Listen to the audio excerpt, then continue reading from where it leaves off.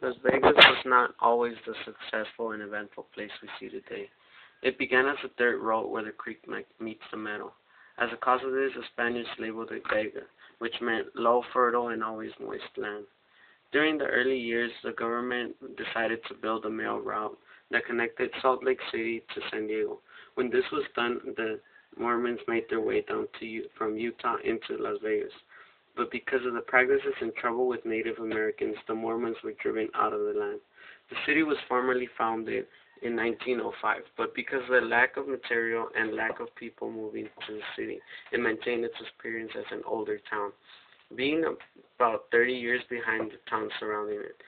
The first main street, Fremont, was paved in 1909, and it didn't finish being paved until 1925, when there was bigger stretch to be paved, and it extended to the streets and even main road that would later become Los Angeles Highway. Another big accomplishment was when the federal government decided to build Hoover Dam near the new emerging city. It was approved in 1928, which meant it brought a high economic change during the Great Depression. Even after the city began on a path of success, it became an icon for the Old West, and many of their buildings resemble it.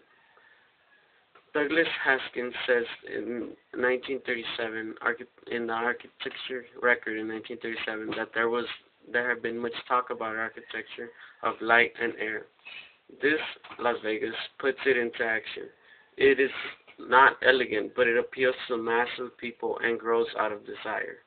This was a step he took to try and explain what was happening in Las Vegas, without having an idea of what it would become in the 20th and 21st century. These buildings that began to sprout throughout Fremont Street were more about drawing people in with astonishing signage than buildings. The reason for this was that most of the buildings featured the same entertainment event, gambling.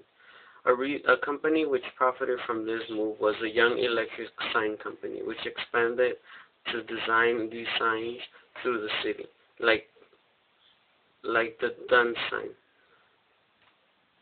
Another of their accomplishment was a 216 feet long sign for the Stardust Hotel and Casino. Another company that profited was the Federal Sign Company. The architects who emerged through the development had a dilemma on their hands, which involved popular signage. Some architects embraced the idea and participated in the design of the sign. Some, however, felt that the clutter of the logos would overpower the building and that they did not need signs. One hotel, the Tally Ho, in 1862, tried not to conform to the trend on the strip by not putting up huge signs or having a casino in its lobby, but it proved unsuccessful since it failed within a year. In 1966, the hotel was then bought by Milton Pratt, who brought his perspective from a previous successful hotel, the Sahara, and decided to remodel the building by adding a casino and a theater.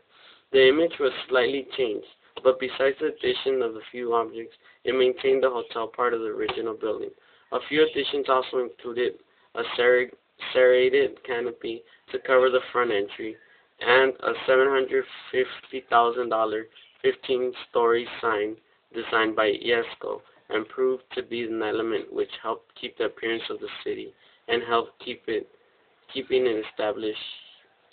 establishment profitable. It turned from a small forgotten town to a high profitable travel destination. Architecture played a huge part in the development of the city, but this city was also a huge part in the development of architecture. The city began a new trend in architecture which created themed and entertainment idea which drove buildings. The Excalibur architect Veldum Simpson responds, "It's a Vegas castle," to the question about the accuracy of his design. The city allowed for the building and architects to explore ideas and buildings of historical and creative significance and bring them into the present fantasy world.